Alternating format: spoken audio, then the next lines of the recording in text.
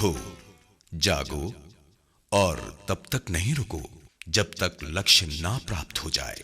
भारतवर्ष आर्य ऋषि मुनियों की पवित्र पुण्य भूमि रहा है।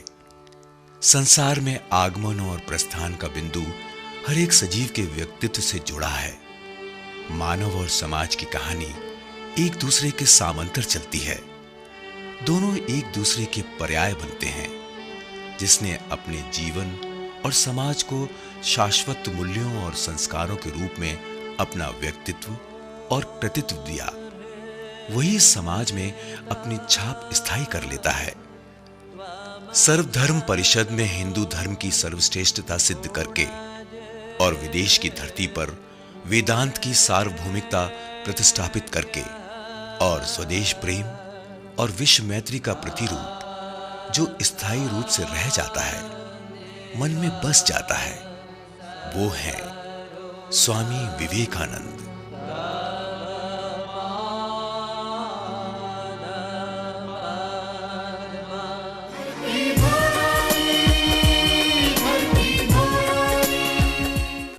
दोस्तों, सुबह हम सभी के लिए कुछ खास होती है और आखिर क्यों ना हो, क्योंकि सुबह का जो समय होता है वो अपने साथ अकेले नहीं आता, वो लाता है अपने साथ बहुत सारी आशाएं, एक नई किरण हमें दिशा दिखाने के लिए, हमारे अधूरे सपनों को पूरा करने की चाहत लिए और सबसे इम्पोर्टेंट एक ऐसी नई ऊर्जा लेकर जो हमारे अंदर भरपूर हिम्मत और हौसला भर देता है कि अब हम पूरी तरीके से तैयार हैं एक ऐसी नई उड़ान भरने को जो हमने अपने प्रयासों और मेहनत से इतनी परफेक्ट बना ली है कि अब हमें हमारी मंजिल तक पहुंचने से कोई नहीं रोक सकता।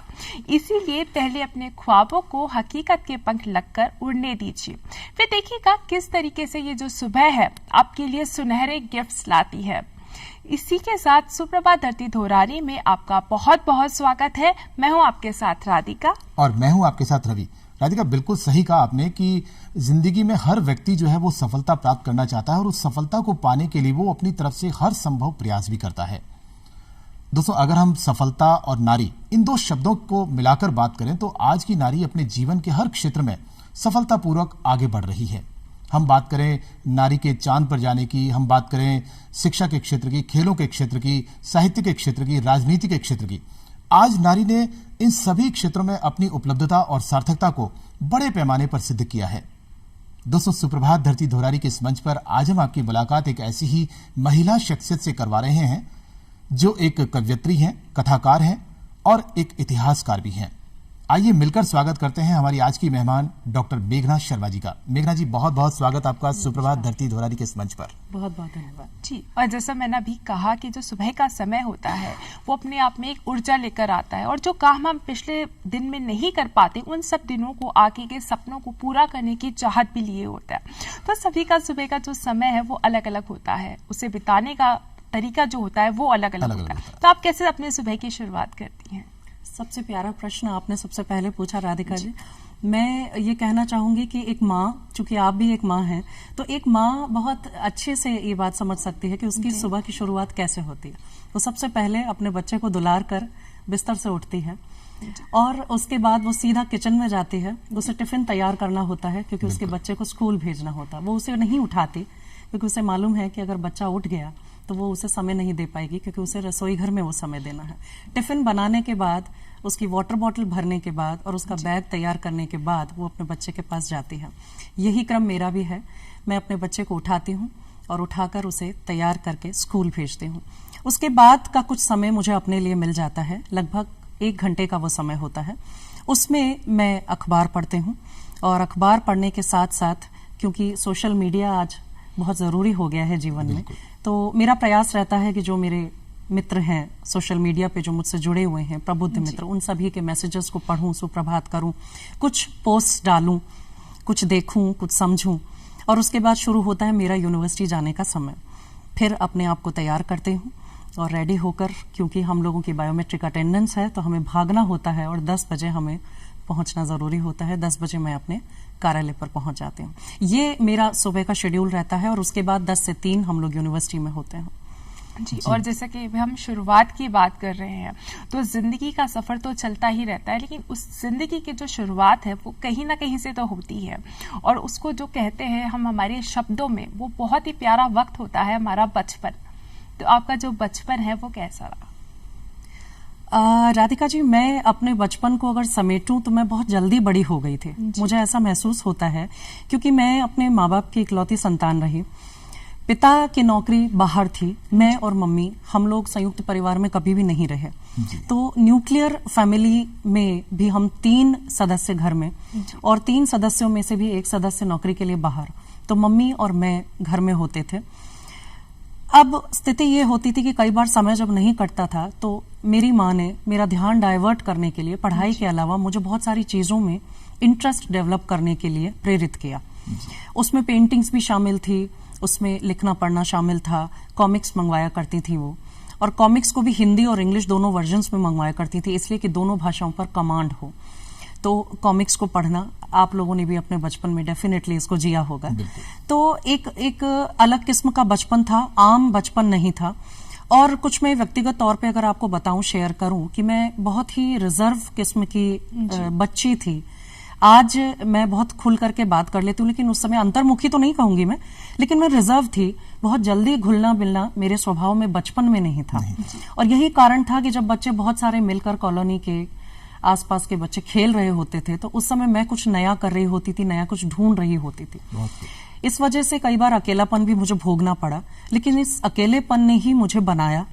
और उस अकेलेपन की वजह से मैंने जो खुद की तलाश की, तो उसमें उन बच्चों से कहीं आगे मुझे लगा कि मैं अपने आप को खड़ा पाया। और मैं ये नहीं कहूंगी कि मैं अति विशिष्ट रही, अति विशिष्ट नहीं, लेकिन मैंने खुद की खोज बहुत शुरू से ही आरंभ कर दी थी। और उस खोज का ही ये नतीजा है कि आज मैं अपने आप को उन लोगों से आगे पाती हूँ।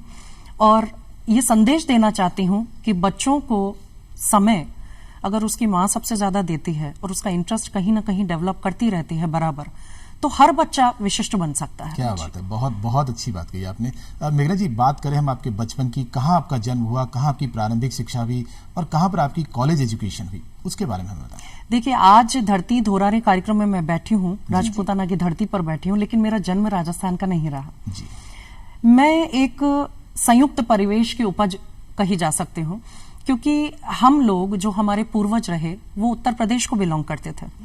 जो हमारे परदादा थे, हालांकि बरसों बरस से हम लोग यहाँ सेटल हो गए, हमारा परिवार यहाँ, लेकिन हम यूपी से बिलोंग करते रहे हैं। फतेहपुर सीकरी के पास का जो स्थान रहा वो हमारा मूल स्थान जिसे मैं कहूँ वो रहा। हालांकि मैं उस गांव को देख नहीं पाई हूँ आज तक, और मेरी बड़ी प्रबल इच्छा है कि मैं जाऊं उस जगह जहां हमारा ओरिजिन बताया जाता है। फिर उत्तर प्रदेश से तो क्योंकि पूर्वज आ गए थे, राजस्थान में सेटल हो गए थे, लेकिन मेरे पापा की जो जॉब थी वो उस समय मध्य प्रदेश में थी जब मैं पैदा हुई। मध्य प्रदेश और राजस्थान का बिल्कुल बॉर्डर का एक क्षेत्र है नीमच, जो उस समय जिला नहीं था जब मैं पैदा हुई। जब मैं पैदा हुई नीमच मंदसौर डिस्ट्रिक्ट में आया करता था, और आज नीमच एक जिला है। तो नीमच की मेरी पैदाइश रही, और उसके तुरंत 8 या 9 महीने बाद ही पापा का ट्रांसफर हुआ चित्तौड़गढ़।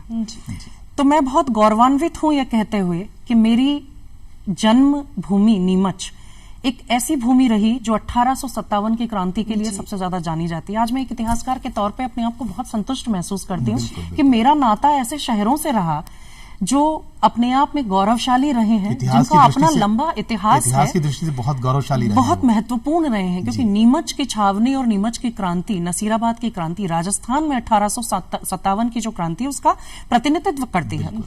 फिर उसके बाद मेरी प्रारंभिक शिक्षा हुई चित्तौड़गढ़ में। चित्तौड़गढ़ हम जानते हैं मीरा की धरती है, चित्तौड़गढ़ हम जानते हैं पद्मिनी की धरती है, चित्तौड़गढ़ हम जानते हैं पन्ना धाये की धरती है। तो आज भी मेरे शरीर में सनसनी हो रही है याद करते हुए उन नामों को कि वहां मेरा बचपन, और उस किले में जो आज जब पद्मावत फिल्म आई थी और जब हमने इतना कुछ सुना, देखा, जाना उसके बारे में, उस एक एक कोने को मैंने बचपन में 20 बार देखा हुआ था। तो रोमांचित हो जाती हूं मैं उस नाम के आने से। प्रारंभिक शिक्षा वहां तक, और उसके बाद फिर मेरी माँ ने एक सपना संजोया था कि अजमेर का मिशनरी इंस्टीट्यूट है सोफिया स्कूल, जो भारत के सर्वोच्च 10-15 स्कूलों में अपनी लिस्ट में शामिल है, अपना नाम रखता है। तो मेरी माँ का ये सपना था कि मेरी एक ही बिटिया है। और आपको ये भी बता दूं कि मैं पापा और मम्मी के विवाह के 10 साल बाद पैदा हुए।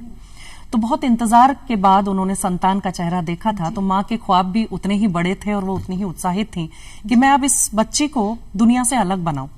तो ये उन्हीं का सपना था कि उन्होंने थोपा नहीं मुझ पे, लेकिन उन्होंने उस तरह से मुझे ढांचा जो है तैयार किया, उस खाके में ढालने की पूरी कोशिश की बचपन से ही। और फिर अजमेर में सोफिया में एडमिशन के बाद हम लोग सेटल हुए। उस शहर में हम इसलिए सेटल हुए कि मम्मी को मुझे उस स्कूल में पढ़ाना था, उसके अलावा वहां सेटल होने का और कोई रीजन नहीं था, कोई कारण नहीं था। जी, और जो बेटियां जो होती हैं, आपने कहा कि आपकी माँ का जो सपना है उन्होंने आपको कभी थोपा नहीं, लेकिन जो बेटियां होती हैं वो माँ की परछाई होती है और कहीं ना कहीं माँ से चाहे वो बेटा हो या बेटी हो बहुत ही जुड़े हुए होते हैं। और मैं जिंदगी में ना जो रिश्ते होते हैं हम सबको खुश नहीं रख सकते हैं, कोशिश करते हैं, लेकिन फिर भी कोई नाराज होता है, कोई मानता है। लेकिन एक जो माँ होती है ना, उसके लिए मैं 2 लाइनें यही बोलना चाहूंगी कि लबों पे उसके कभी बद्दुआ नहीं होती, लबों पे उसके कभी बद्दुआ नहीं होती, बस वो माँ ही है जो कभी खफा नहीं होती। बहुत सुंदर। तो माँ जो होती है हमसे कभी नाराज नहीं होती, बेटियां माँ की परछाई होती है और हम खुद एक माँ बनते हैं तो हम उस चीज को समझते हैं। और कहीं ना कहीं वो जो चीजें हैं, जो एक्सपीरियंस है, वो आपकी लेखिकी में भी दिखाई देता है। तो उसके बारे में आप बताएं। डेफिनेटली, बिल्कुल माँ का बहुत बड़ा रोल होता है, मेरे जीवन में भी रोल रहा। लेकिन यहाँ कहीं भी मैं ये नहीं कह सकती कि माँ का ही रोल रहा, क्योंकि मेरे पिता के लिए भी वही 10 साल बाद पैदा हुई संतान मैं थी और इकलौती संतान थी। तो अपने पिता को भी बचपन में, चूंकि आपका सवाल माँ पर है, लेकिन मैं अपने पिता को भी उसमें ये जोड़ूंगी कि मेरे पिता ने हमेशा बचपन से ये कहा कि बेटा तुम और मैं कहानी के उस पात्र की तरह हैं जहां जादूगर की जान अपने तोते में हुआ करती थी। जादूगर तोते में अपनी जान को सुरक्षित रखता था, तोता नहीं तो जादूगर नहीं।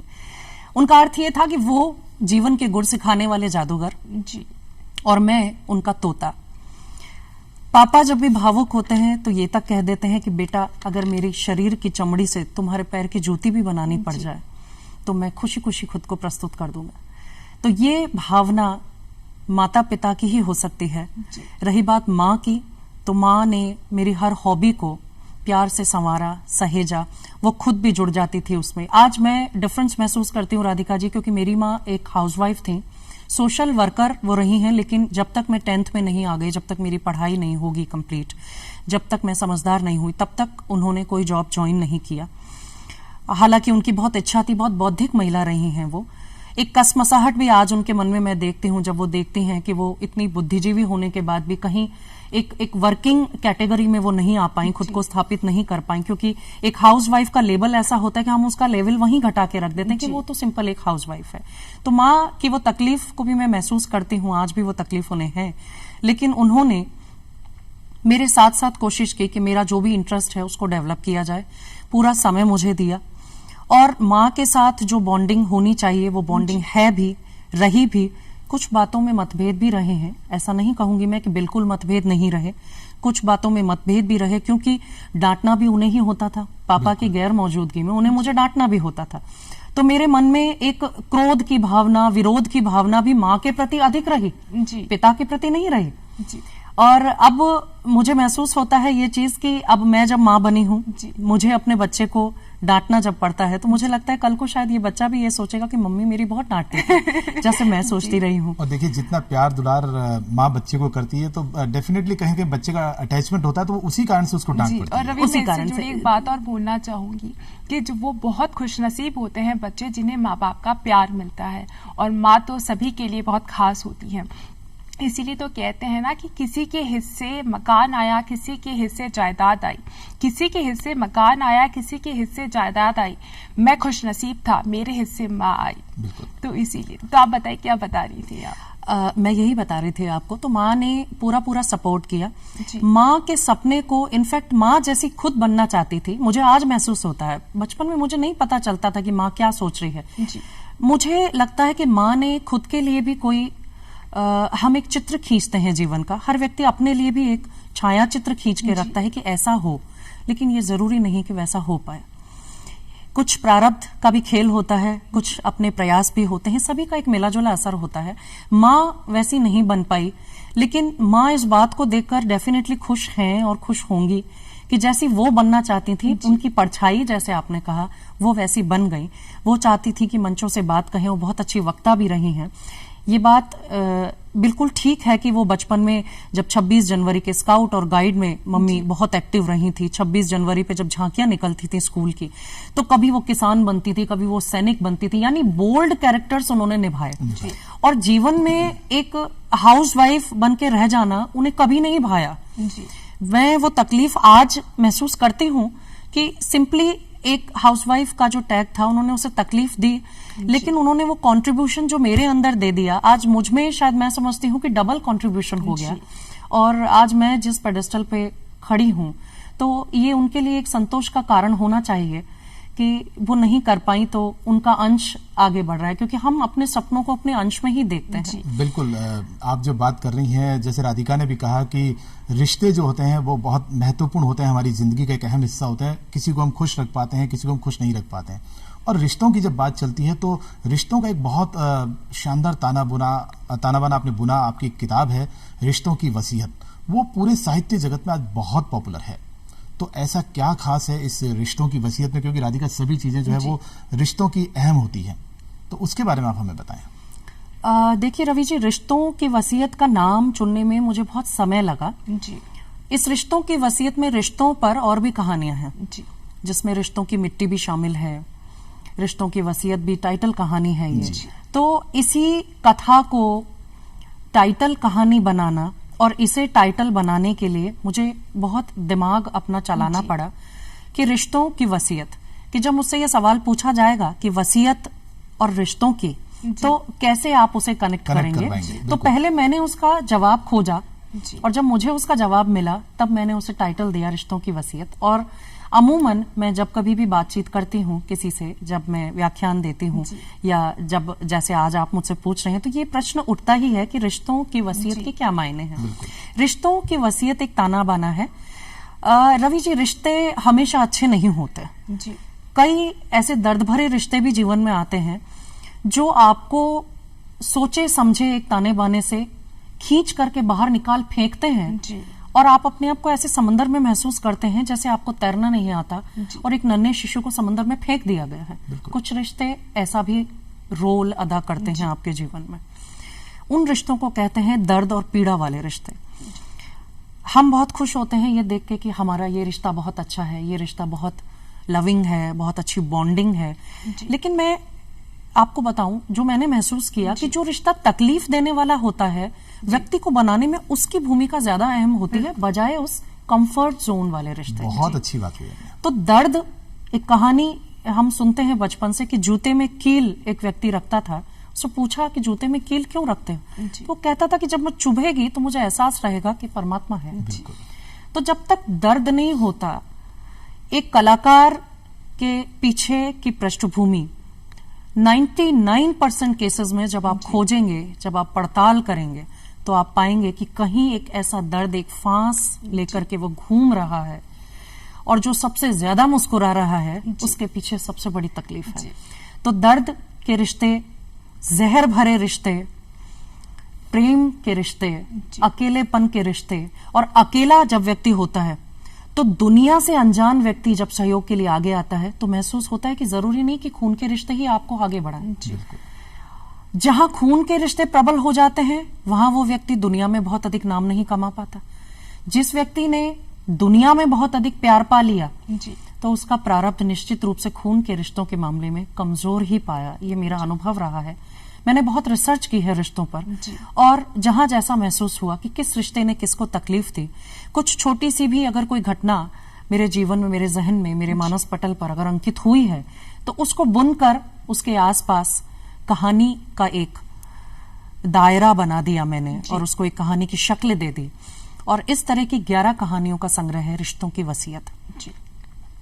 आप यदि चाहें तो मैं एक छोटा सा अंश, जो पैसेंजर ट्रेन कहानी है, वो एक ऐसी लड़की की कहानी है, शुचि, जिसने अपने जीवन में विवाह नहीं किया।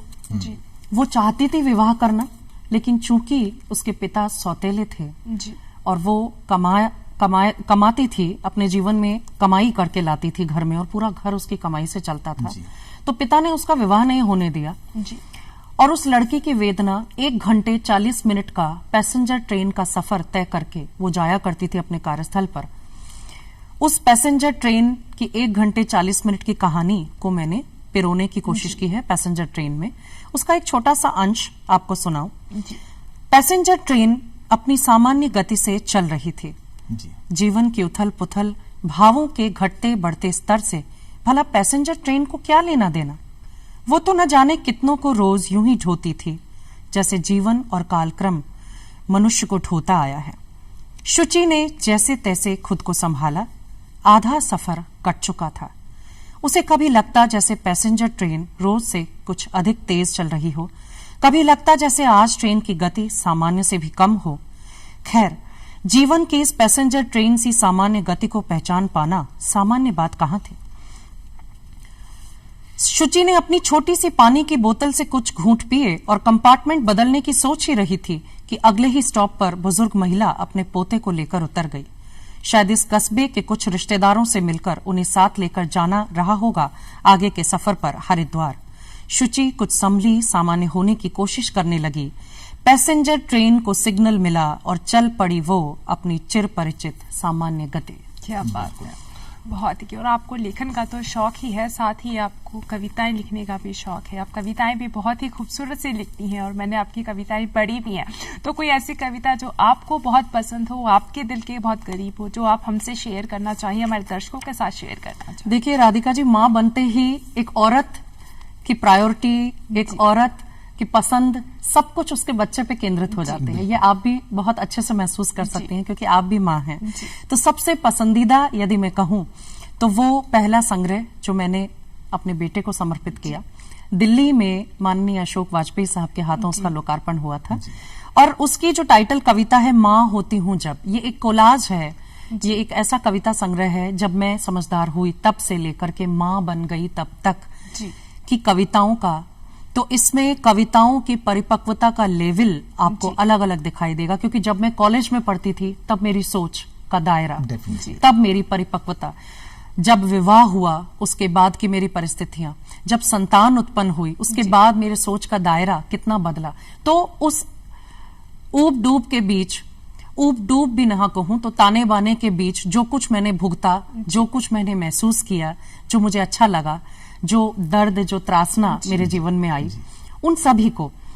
मेरी कविताएं अक्सर पीड़ा की कविताएं रही हैं राधिका जी, क्योंकि जैसा मैंने आपको कहा कि जीवन में पीड़ा का बहुत बड़ा रोल होता है। और मैं आज जो कुछ भी हूं, आज आपने मुझे इस कार्यक्रम में आमंत्रित किया है, इसका सारा श्रेय, निश्चित रूप से आगे यह सवाल भी उत्पन्न होगा कि इसका श्रेय आप किसे देना चाहेंगे। तो मैं पहले ही बता दूं कि वो दर्द, जीवन की वो तकलीफ, वो संघर्ष, वो श्रेय उसको जाता है जिसने मुझे आज यहां खड़ा किया कि आप।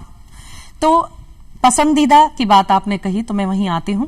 मां होती हूं जब, उसकी लरजती आवाज उतरती है जब भी भीतर, पुलक उठता है रोम रोम, आंखों से झर उठते हैं पराग, लहर सी उठती है अचानक, महसूस होता है तब तब अपने ही अस्तित्व की उपस्थिति। तब होती हूं धूप में, धूल भी होती हूं, बारिश भी, छाया भी, जतन भी, असीस भी, मां होती हूं जब। अपना दुख, अपना शोक, अपनी यातनाएं सब नहीं आते पास, जब पुकारता है अपना ही अस्तित्व मां। इस पुकार में उतर आते हैं ग्रह नक्षत्र सब, पुकारता हो जैसे ईश्वर अनंत से, और मैं लिपट जाती हूं, बिसार देती हूं, नहीं रहती कुछ और, मां होती हूं जब। बहुत खूब। आपने पूरे अपने जीवन काल में जैसे जैसे आपने अपनी जिंदगी को जिया, उन सभी भूमिकाओं को आपने, अपने दर्द को, अपने एहसासों को इस किताब में आपने समेटा है और माँ बनने तक के दर्द को आपने इसमें लिया है। एक हम बात करते हैं रिश्तों की, जैसे हमने बात की, तो आज एक सामान्य सी बात है मेघना जी कि रिश्ते बनते बहुत जल्दी हैं, लेकिन कहीं ना कहीं छोटी छोटी बातों को लेकर उन रिश्तों में दरार बहुत जल्दी आ जाती है। और उन दरार जो आती है उसका कहीं ना कहीं कारण होता है, हम कभी किसी बात को नहीं समझ पाते, कभी वो हमारी बात को नहीं समझ पाता है। तो ये जो रिश्तों में दरार आती है, तो इसी को ध्यान में रखते हुए आपने एक बहुत ही सुंदर सा टाइटल, जिसका टाइटल ही अपने आप में बहुत खूबसूरत है, रफू की हुई जिंदगी। यानी कि जब हम किसी चीज को सिल देते हैं तो वो अपने आप में एक कुछ अलग हो जाता है। तो कैसे आपके दिमाग में आया कि इतना खूबसूरत टाइटल रखा जाए और इसमें आपने क्या समेटा है, वो हमें बताएं। रवि जी, बचपन में जब कोई कपड़ा फट जाया करता था तो हालांकि उस जमाने में शादियों में जब लड़कियों को विवाह का सामान दिया जाता था तो एक सिलाई मशीन जरूर दी जाती थी, क्योंकि सभी लड़कियां उस विधा में पारंगत हुआ करती थी। और वो सिलाई मशीन से जब कोई कपड़ा सुधारते हुए मैंने अपनी माँ को देखा तो मैं पूछती थी कि माँ ये क्या है, तो मम्मी कहती थी कि बेटा कोई फट जाती है चीज तो उस समय में इतनी मॉडर्निटी नहीं थी कि फटते ही हम चीज को उठा के फेंक दें, हम सुधार के काम में लेने का एक दौर मैंने देखा है बचपन में। तो कुछ चीज जब खराब हो जाया करती थी, कपड़ा खास तौर पर, तो माँ कहती थी कि बेटा रफू हो जाया करता है। अगर कोई मुश्किल कपड़ा होता था तो वो बाहर रफू होने जाता था, तो वो रफू शब्द वहां से मैंने पकड़ा कि कोई चीज जब खराब हो जाती है तो उसको रफू करके सुधारा जा सकता है और उसे दोबारा। तो धीरे धीरे जब जीवन में मैं आगे बढ़ी और केवल कपड़े ही नहीं फटते राधिका जी, दिल भी फटता है। बिल्कुल। कई बार कुछ ऐसी घटनाएं घट जाती हैं कि हमारा दिल जैसे कोई चीरा लग गया हो, उसमें हृदय विदारक होती है वो घटनाएं, और वो जीवन में अनुभव तो देती हैं लेकिन साथ साथ आपके अपने आप को एक पूरी तरह से बदल भी देते हैं और आप एक नए प्लेटफॉर्म पर खड़े हो जाते हैं, आप उससे ऊपर निश्चित रूप से उठ जाते हैं। मैं पूरा श्रेय दर्द को दूंगी, घुमाकर मैं बार बार ये बात इसलिए कर रही हूं कि उन सब दुख दर्द से उठने के लिए वो दर्द भोगना जरूरी है। हम देखते हैं गरीबों को, हम सोचते हैं बेचारे गरीब हैं, बहुत परेशान, लेकिन अगर हमने भुगता हुआ नहीं है तो हम नहीं महसूस कर सकते कि वो क्या महसूस कर रहा है। और इसलिए ईश्वर की शक्ति को जब हम मानते हैं तो इसी मायने में मानते हैं कि हम इंसान हैं, और जब इंसान के रूप में भगवानों ने भी धरती पर अवतार लिए तो उन्होंने दुख को ही परिलक्षित किया। हम किसी की भी कहानी देख लें, जान लें, जो अवतार थे वो जब इंसान के रूप में आए तो उन्होंने दुख भोगा। तो शायद हम भी जब इंसान की योनि में जन्म लिया है, हम यहाँ पैदा हुए हैं तो किसी प्रारब्ध को भुगतने के लिए पैदा हुए हैं, और ये हर व्यक्ति के ऊपर लागू होता है, सिर्फ मेरे ऊपर ही नहीं। कुछ प्रारब्ध रवि जी का है, कुछ प्रारब्ध राधिका जी का है, कुछ प्रारब्ध मेघना का है, और कुछ प्रारब्ध सभी लोगों का जो हमें देख रहे हैं। पूछा जाए, तकलीफ को हाथ पकड़ करके पूछने वाले लोगों की कमी है, लेकिन जिसको तकलीफ होती है वो ये काम जरूर करता है, क्योंकि वो देखना चाहता है कि ऐसा मेरे ही साथ है या और लोग भी परेशान हैं। जो सुखी हैं, जो खुश हैं, जो उस स्तर से ऊपर नहीं उठ पाए हैं, वो कभी शोध की तरफ उन्मुक्त नहीं होते, कभी शोध को करने के लिए तत्पर नहीं महसूस करते खुद को। लेकिन जिस व्यक्ति ने तकलीफ झेली है, आप देखिए जितने भी लोग एनजीओ चला रहे हैं, आप देखिए जितने भी लोग चैरिटी कर रहे हैं, हमें आश्चर्य होता है कि तनख्वाह का 75% हिस्सा लोग चैरिटी में कैसे दे देते हैं। शायद आप और हम अभी नहीं सोच पाएंगे, लेकिन शायद आने वाले समय में हम भी ऐसा करने लग जाएं। वो तब होगा कि अगर हम किसी पीड़ा से गुजरे हैं तो हम ये चाहते हैं कि आगे हम किसी को उस पीड़ा से निकाल लें, वो दुख आगे नहीं भोगा जाए किसी और के द्वारा। तो वो रफू हर व्यक्ति के जीवन में शोध करने पर मैंने पाया कि हर व्यक्ति के जीवन में कहीं रफू है, कहीं ना कहीं वो टूटा है, कहीं उसका दिल फटा और फिर उसने उसे दोबारा एक पैबंद लगा करके जिया, और आज वो सामने खड़ा है और मुस्कुरा रहा है। खास तौर पर चूंकि मैं साहित्य से जुड़ी हुई हूँ, कला से जुड़ी हुई हूँ, तो मेरा उठना बैठना कला प्रेमियों के साथ, साहित्यकारों के साथ रहता है। तो वो कहें या ना कहें, लेकिन मुझे अपने आप में महसूस होता है जब आप आंखें पढ़ना सीख जाते हैं, जब आप मुस्कुराहटों के पीछे का दर्द पढ़ना सीख जाते हैं, तो आपको महसूस हो जाता है कि उसका रफू कहाँ छुपा है। तो उस रफू को जब मैंने देखा तो पाया कि हर व्यक्ति उस रफू को लेकर घूम रहा है। वो रफू दिखाई नहीं देता, लेकिन होता तो है। इसी के मद्देनजर जो रिश्तों की पड़ताल मैंने की तो उसे कविता के रूप में पिरोया, और ये दूसरा कविता संग्रह रफू की हुई जिंदगी इस तरह से मेरे हाथ में आया और मैंने आप सभी को समर्पित किया। जी, और आपने लेखक तो है ही, आप एक लेखिका हैं ही, आप कवित्री भी हैं, और जब हम कुछ लिखते हैं तो उसके लिए हमें माहौल एक क्रिएट होना चाहिए, एक प्रकृति से जुड़ाव होना चाहिए। हम कहीं ना कहीं घूमते ही रहते हैं, और अगर घूमने की बात की जाए तो जो हमारा राजस्थान है वो बहुत ही खूबसूरत है। तो आइए आपको लेकर चलते हैं हमारे अगले सेगमेंट, पधारो हमारे देश में बीकानेर। और राधिका, आपको बताऊं, बीकानेर जो हमारा है वो कला नगरी है और वहां पर बहुत बड़े कला प्रेमी हैं, और मेघना जी खुद बीकानेर से। तो आइए आपको लेकर चलते हैं बीकानेर की सैर पर।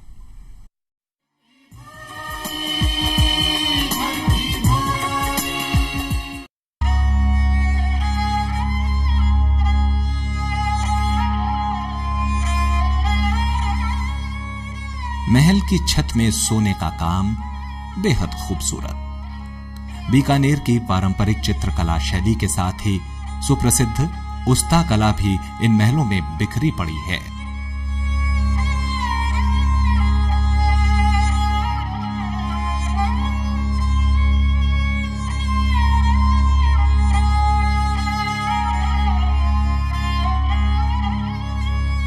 इन महलों की वास्तुकला मुगल शैली, राजपूत शैली और गुजराती शैली का सम्मिलित रूप है।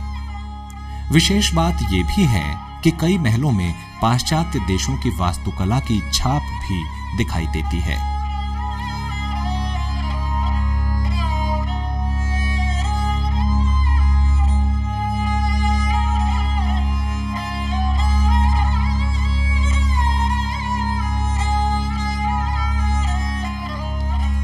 अनूप महल के पास ही बना है ये बादल महल।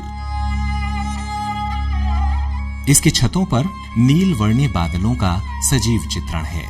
कहते हैं राजमहल में रहने वाले राजा महाराजा और रानियां गर्मी से बचाव के लिए इस महल का ही उपयोग करते थे।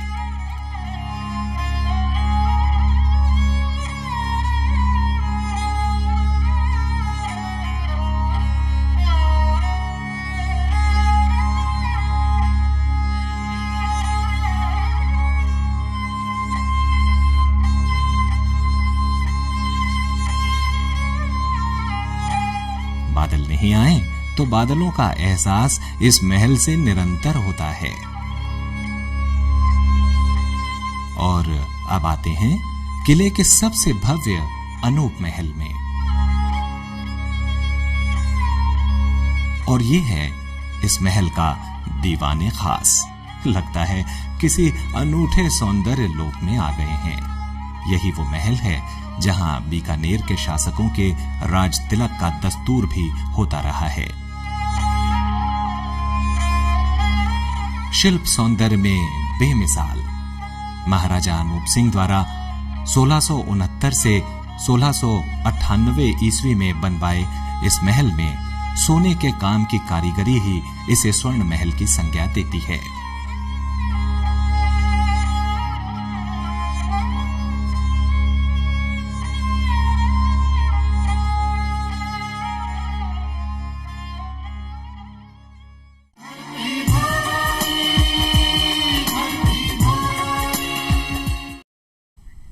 दोस्तों एक बार फिर से स्वागत है आपका अभी के पसंदीदा कार्यक्रम सुप्रभात धरती धोरारी में। और अभी हम घूम कर आए हैं बहुत ही खूबसूरत सी जगह बीकानेर, और जो आज की हमारी गेस्ट हैं वो भी बीकानेर से ही हैं।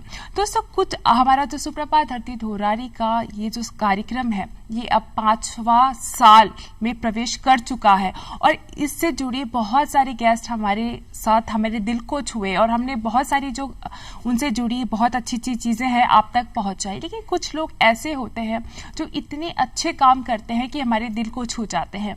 उनमें से कुछ 2 लोग ऐसे हैं जो आज तक मुझे अपने दिल को बहुत छुए, और मेरे को लगता है कि शायद वो सभी के आदर्श होंगे।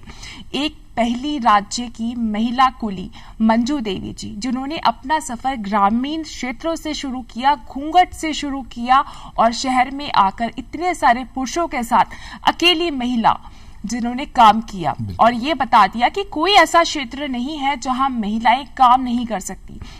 बस उनके अंदर एक जुनून होना चाहिए, हौसला होना चाहिए। और दूसरी ऐसी महिला जिन्होंने जैविक खेती को एक नया आयाम दिया और राष्ट्रपति भवन में 18 दिनों तक रही, और वो है संतोष पाचार जी। तो महिलाएं किसी भी क्षेत्र में कहीं कम नहीं है, बस उनके अंदर एक जुनून, एक हौसला होना चाहिए, कर गुजरने की कुछ चाहत होनी चाहिए, तो वो हर क्षेत्र में अपना एक मुकाम हासिल कर सकती हैं, और बस उन्हें एक मौका मिलना चाहिए। बिल्कुल राधिका, और सही कहा आपने। और इसी क्रम में मैं बता दूं बहुत ही संक्षिप्त में कि एक मेहमान के रूप में हमारे साथ जुड़े थे श्री तिलक गीताई साहब, जो कि पद्मश्री विजेता हैं। और मैं आपको बता दूं कि miniature, wood carving, historical monuments को सुधारने में बहुत बड़ा योगदान उन्होंने दिया है, पद्मश्री विजेता हैं। तो बहुत अच्छा लगा मुझे उन सबसे बात करके। और सुप्रभात जो है 5वें साल में प्रवेश करा। और हम बात करते हैं हमारे आज के मेहमान से। जी, और रवि जी, जैसे कि मैं महिलाओं की बात कर रही थी कि महिलाओं को बस एक मौका मिलना चाहिए, वो अपने आप का बेस्ट प्रेजेंट करती हैं। और आप जो है वो सेंटर फॉर वुमेन्स स्टडीज के डायरेक्टर भी हैं। तो ये जो संस्था है किस तरीके का काम करती है, उसके बारे में आप बताएं। राधिका जी, ये सेंटर फॉर वुमेन स्टडीज पिछली मई में, यानी मई 2017 में विश्वविद्यालय में खोला गया। और मेरा सौभाग्य रहा कि हमारे वाइस चांसलर महोदय ने मुझ पर भरोसा किया, क्योंकि अब यहाँ फिर बचपन में जाना पड़ेगा मुझे, क्योंकि ये वहीं से जुड़ा हुआ है। मेरी माँ सोशल वर्कर रही हैं। अजमेर से मेरी पढ़ाई हुई, शिक्षा दीक्षा अजमेर से हुई। तो अजमेर में वो सोशल वर्कर थी, और जब वो महिला सशक्तिकरण के लिए काम करने जाती थी, मेरी माँ को व्हीकल चलाना नहीं आता था, आज भी नहीं आता है। बहुत ज्यादा कोशिश उन्होंने भी नहीं की, क्योंकि मैं इकलौती संतान थी, तो मेरा जो पालन पोषण हुआ वो एक लड़के की तरह से हुआ। मुझे वन मैन आर्मी शुरू से ये शिक्षा दी गई कि आपको किसी पे डिपेंडेंट नहीं रहना है बेटा, जिंदगी का क्या पता कैसा जीवन आगे मिले। तो मैं उन्हें छोड़ने जाया करती थी अपने 2 व्हीलर हीरो पुक पर। उस समय बहुत मशहूर गाड़ी हुआ करती थी, स्टूडेंट्स की बहुत पसंदीदा।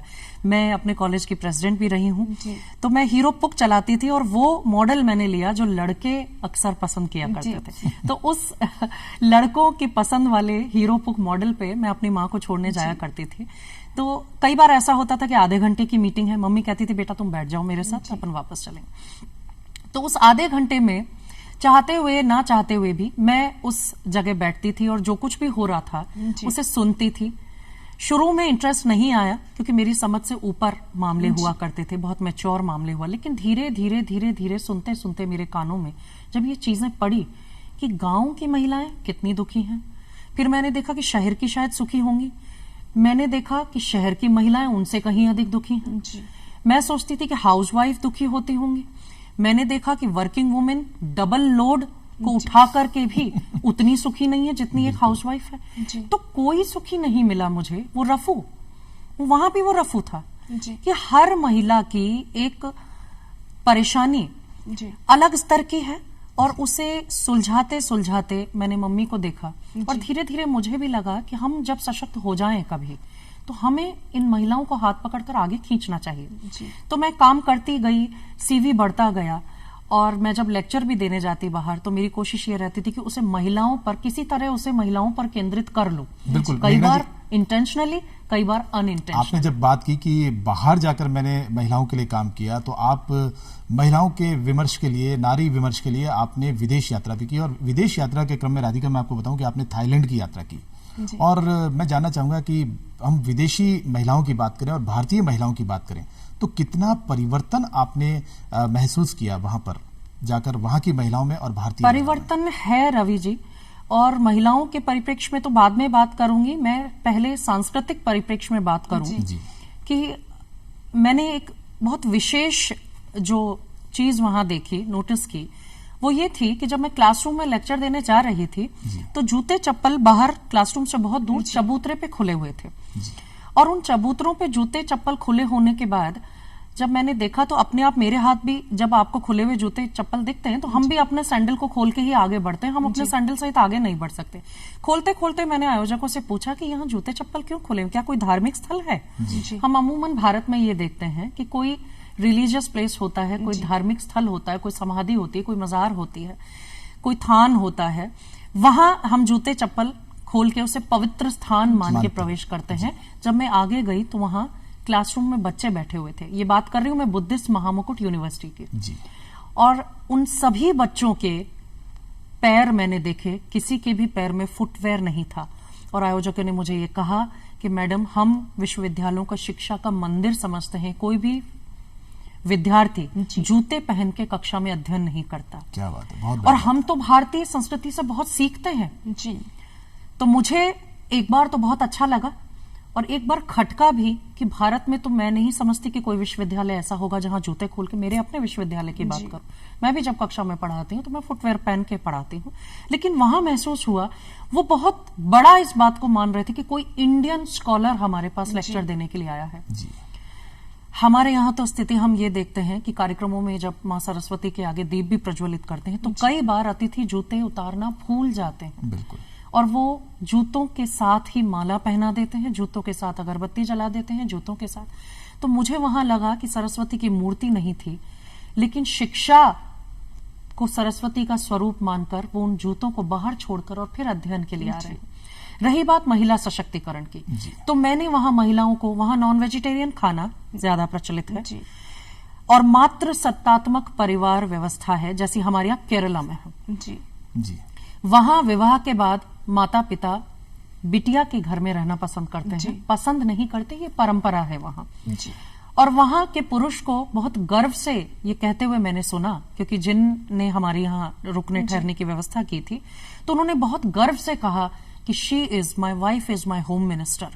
क्या बात है। और उसके चेहरे पे जो गर्व मैं देख रही थी, वो अभी भारतीय पुरुषों के चेहरे पर मुझे नहीं दिखाई देता। 100% मामलों में नहीं, 50% मामलों में भी नहीं। जी।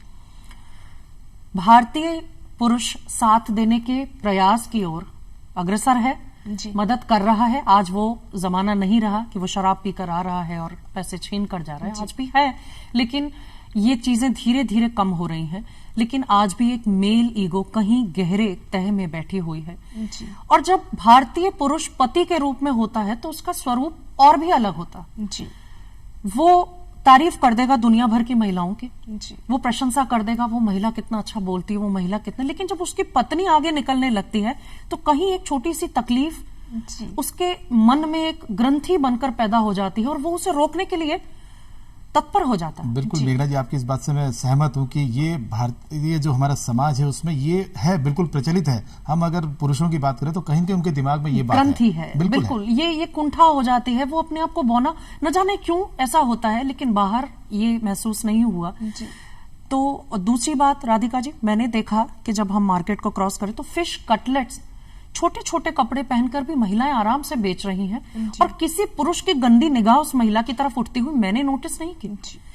हम जब गुजरे थाईलैंड के और हमारे समय में अंतर होता है, 3-4 घंटे का फर्क है, तो रात का समय था, आधी रात थी थाईलैंड में, और जब हम गुजर रहे थे तो टोल टैक्स वसूलती हुई एक महिला ने खिड़की से हाथ बाहर निकाला।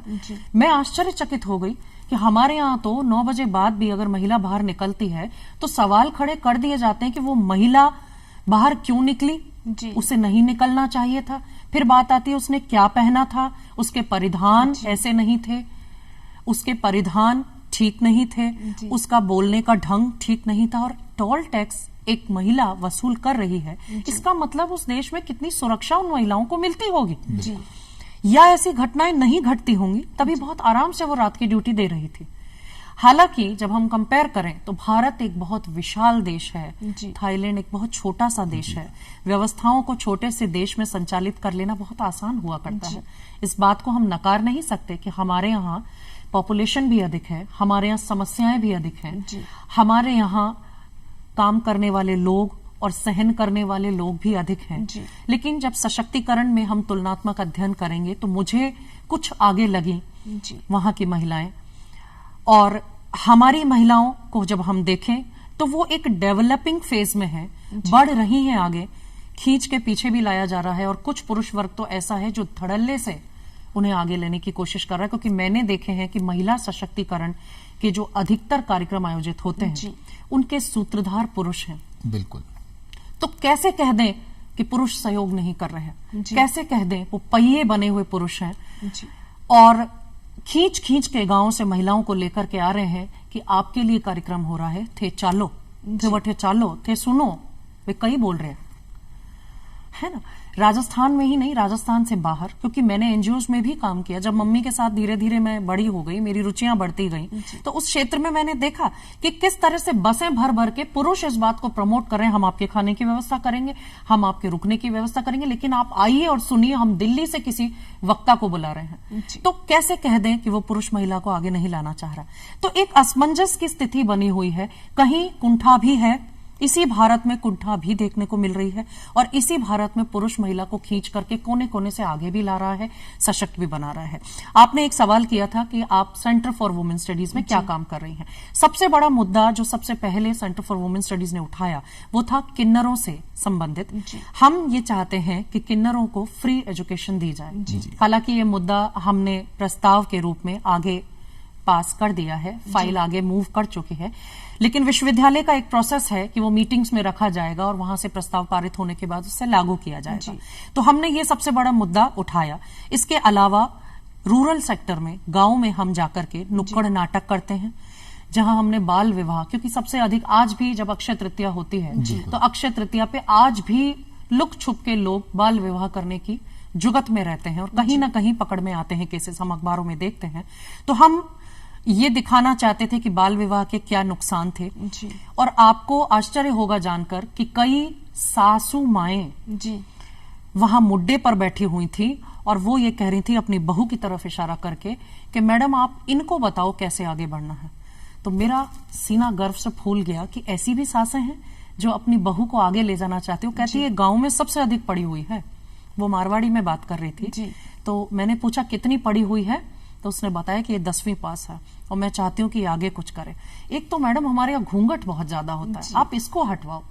तो हम परंपराओं को बदलने वाले लोग तो नहीं हैं, लेकिन हम उनके दुष्प्रभाव बताने वाले लोग जरूर हैं कि हम समाज को ये बताएं कि कहाँ उससे नुकसान हो रहा है। तो हम व्याख्यान देते हैं, हम नुक्कड़ नाटक करते हैं। उसके अलावा हमने एक एक्टिविटी करी जो विमंदित महिलाओं से संबंधित थी। विमंदित महिलाएं जिनका कोई घर परिवार का पता नहीं है, वो महिलाएं नारी आश्रम में रह रही हैं और उन महिलाओं के साथ हमने कार्यक्रम किए।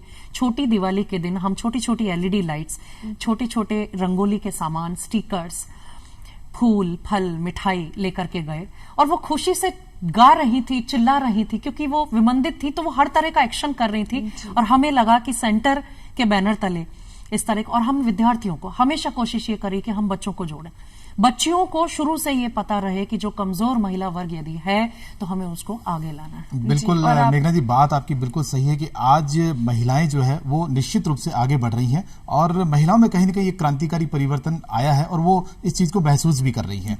आप एक शिक्षाविद हैं, इतिहासकार हैं, बहुत सारी जगहों पर आपने हिस्टोरिकल मॉन्यूमेंट्स को आपने विजिट किया है क्योंकि आपका एक प्रिय सब्जेक्ट है इतिहास।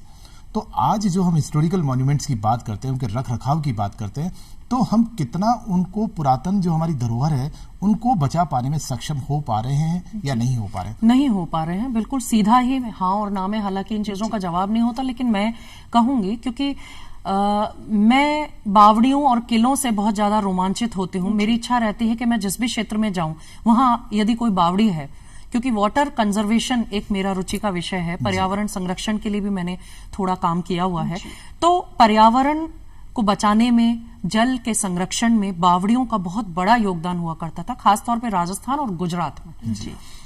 तो गुजरात में तो एक इतनी सुंदर कहानी है कि 20 साल तक एक बावड़ी का निर्माण हुआ और कहानी भी ये थी कि रानी से एक मुस्लिम शासक विवाह करना चाहता था और उस रानी ने ये शर्त रखी कि मैं तुमसे विवाह करूंगी।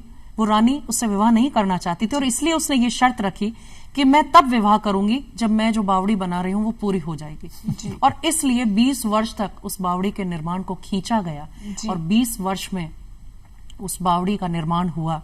और अदलज की बावड़ी, मैं अहमदाबाद गई, मैंने गुजरात में ही अदलज एक छोटा सा कस्बा है, छोटी सी जगह है, वहां जो बावड़ी देखी तो उसकी एक एक कोर किनोर, लेकिन कुछ तो संरक्षित की जा रही हैं, अधिकतर संरक्षित नहीं की जा रही। खासतौर पे अभी मैंने जो भटनेर का किला, हनुमानगढ़ भटनेर का किला एक बहुत महत्वपूर्ण किला है, वो मैंने देखा तो वहां पे बोर्ड तो लगा मिला कि पुरातत्व विभाग द्वारा संरक्षित, लेकिन संरक्षण मिसिंग था।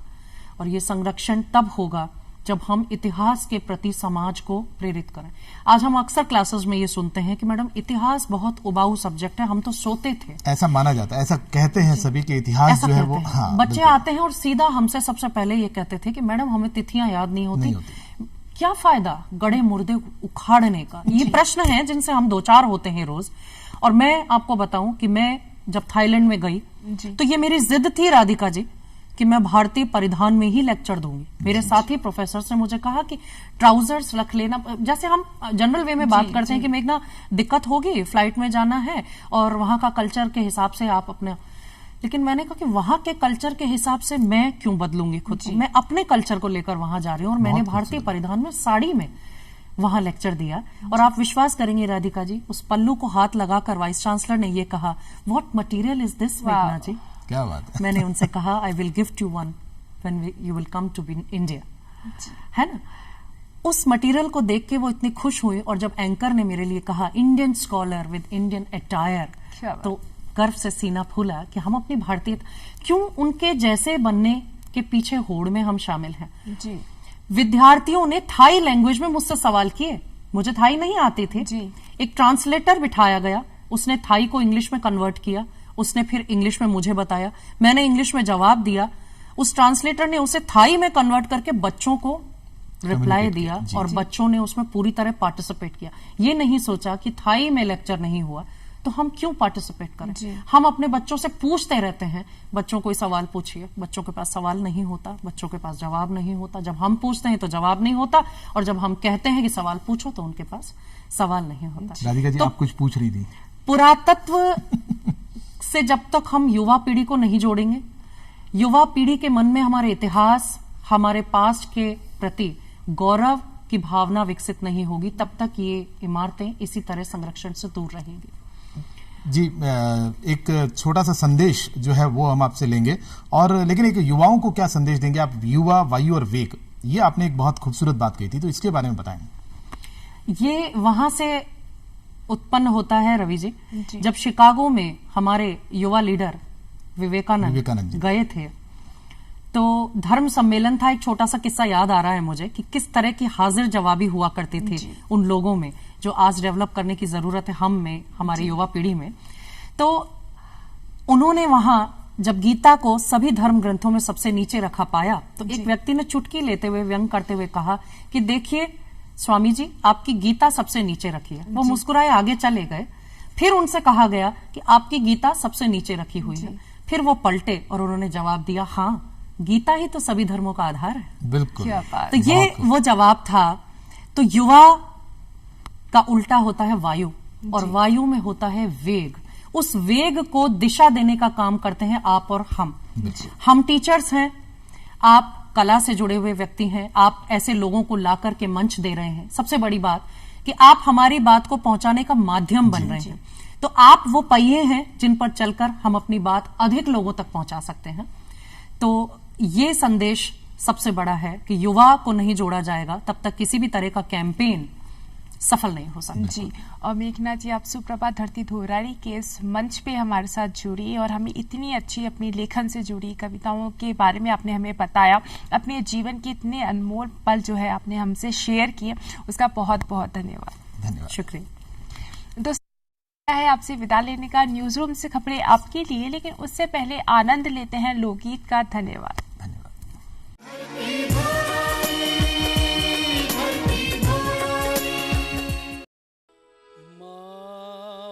मायड़ भूमि तो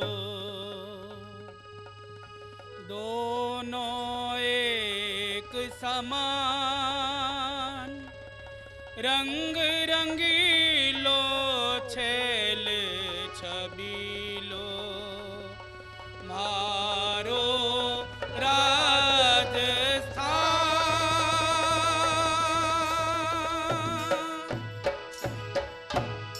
सोनलिया धोरा और डूंगर कठे ही मैदान, रंग रंगीलो छेल छबीलो मारो राजस्थान।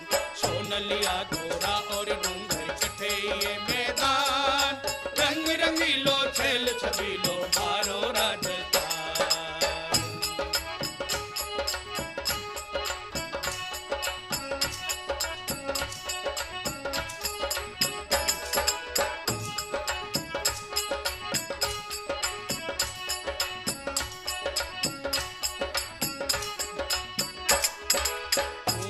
में रामदेव देश नोक में करणी माँ, देश नोक में करणी माँ, भाई देश नोक में करणी माँ। अजमेर में पुष्कर जी और ख्वाजा साबरी है दरगाह, ख्वाजा साबरी है दरगाह, भाई ख्वाजा साबरी है दरगाह। उदयपुर में श्रीनाथ जी और बम भोले महादेव, सालासर में हनुमान जी, बीकाने में कोडम दे, भाई बीकाने में कोडम दे, भाई बीकाने में कोडम दे।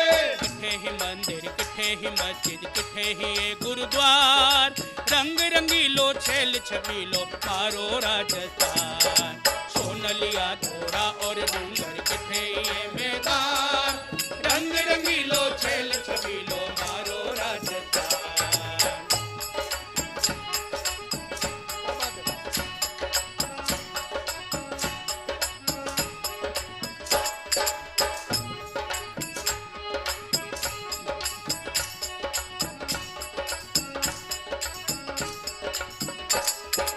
पद्मणि और मूमल रे नार्यारी धरती खान है,